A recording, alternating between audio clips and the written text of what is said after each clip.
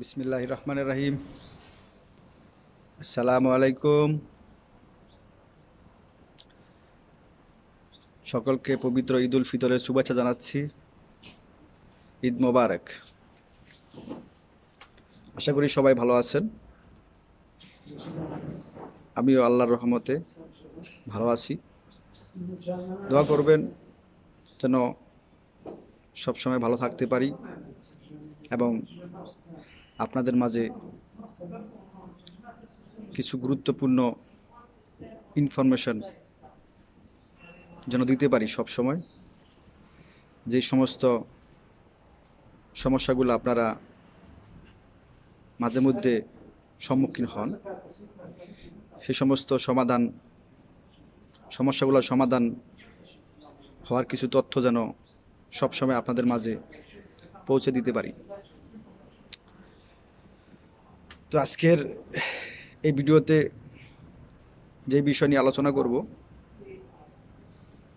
সে আলোচনা হচ্ছে কিছু ভাই যারা আমার কাছে প্রশ্ন করছে যে এখন যে ডিক্লারটা আসছে, যেটাকে আমরা বলি যে সানাতরিয়া, এই সানাতরিয়া কি তারা সুবিধা ভোগ করতে পারবে কি না। যেমন তারা অলরেডি কিছু কিছু ক্যাটাগরির সৌজন্য তাদের আছে।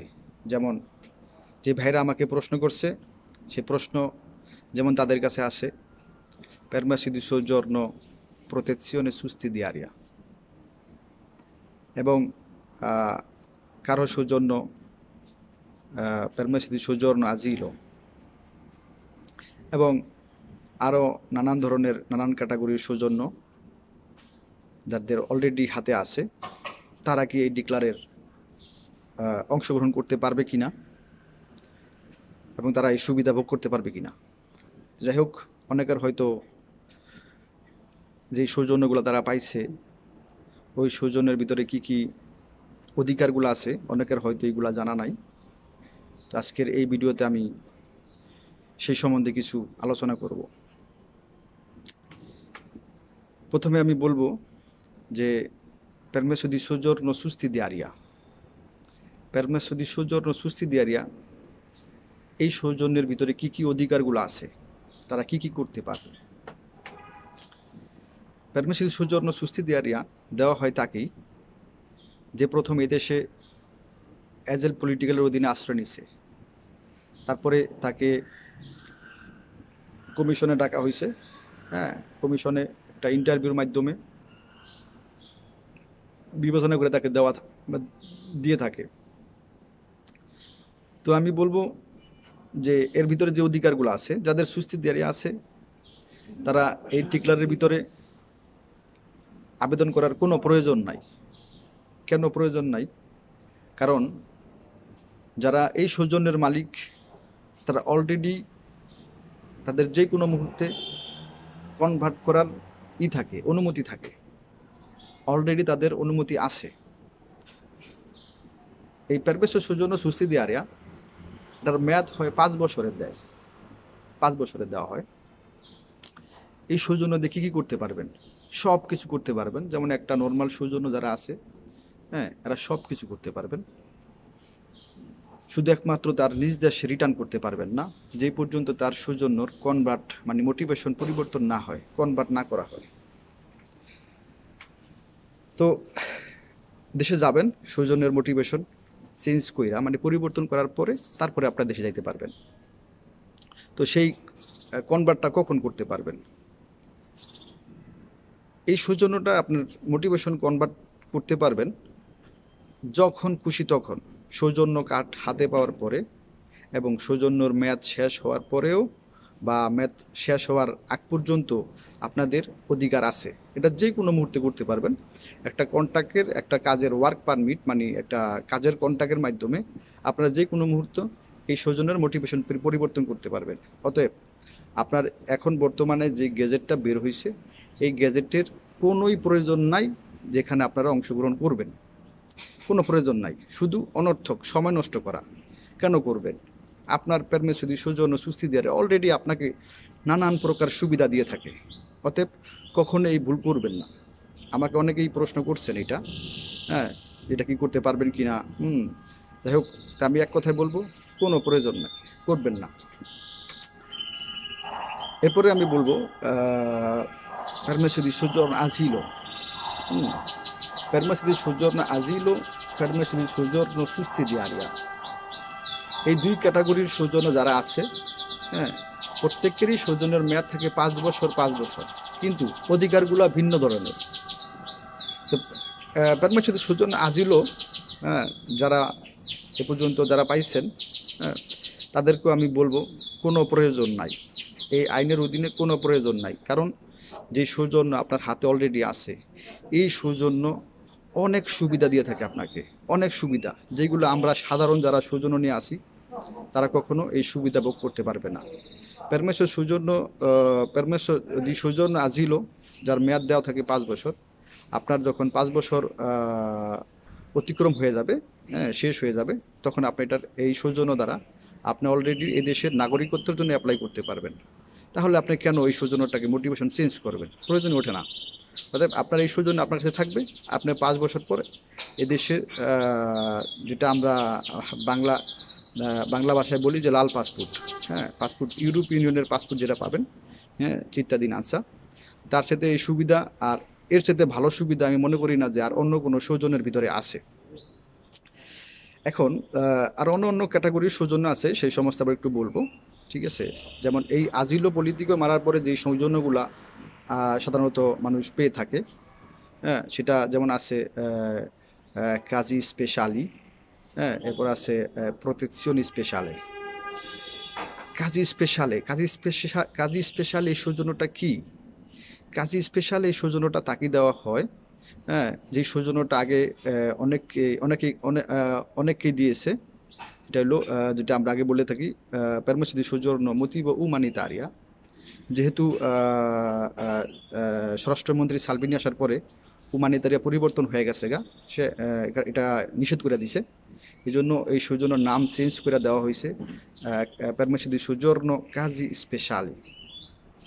তো এটার শুধু নামটাই পরিবর্তন হয়েছে, অধিকার কোনোটাই ক্যান্সেল করা হয় নাই, অধিকার আগের মতোই আপনার থেকে গেছে।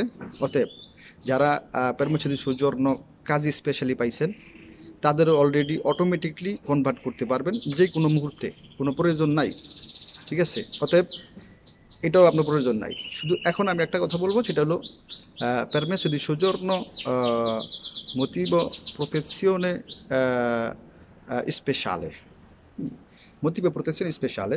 যদি আমরা এটার অধিকারগুলা দেখতে যাই তাহলে সেখানে দেখা যাবে permesso di soggiorno protezione speciale rinnovabile fin quando esiste il pericolo nel caso in cui ritorno nel suo paese। হ্যাঁ, এটা অর্থাৎ হলো এটা রিনোভার করা হবে যেই পর্যন্ত আপনার নিজ দেশে আপনার বিপদ আছে যদি আপনি ব্যাক করেন, হ্যাঁ, ওই পর্যন্ত আপনার এই সৌজন্যটা রিনিউ করতে পারবেন এই দেশে। তো এখন অনেকে প্রশ্ন করছে, তো রিনিউ করে দিবে কি দিবে না?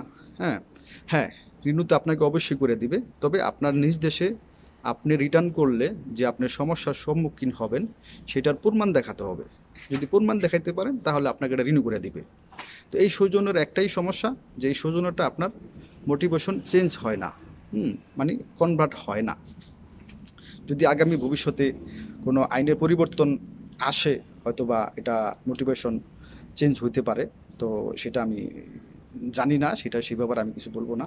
তো যারা এই permesso di soggiorno protezione speciale, যদি কেউ মনে করেন যে এই আইনের আওতায়, এই আইনের অধীনে আপনারা সুবিধা নিতে চান, তাহলে আমি বলবো যে আপনারা অ্যাপ্লাই করতে পারেন, দোমান্দা করতে পারেন। যদি আপনাদের কারো মালিক থাকে যে আপনি কাজ করতেছেন ডোমেস্টিক অথবা আপনার এগ্রিকালচার বা যে সমস্ত যে গেজেট বের হয়েছে যেসব ক্যাটাগরিতে কাজ করলে আপনি এই আইনের আওতায় আসতে পারবেন, তো আপনারা এটা করতে পারেন, কারণ এতে আপনাদের একটা সুবিধা থাকবে। যদি আপনার ওইটা মোটিভেশন চেঞ্জ হয়ে আসে বা আপনাকে নর্মাল সৌজন্য দেয়, তাহলে আপনারা একটা সাধারণ একজন সাধারণ সৌজন্যধারীর মতন হয়ে যাবেন।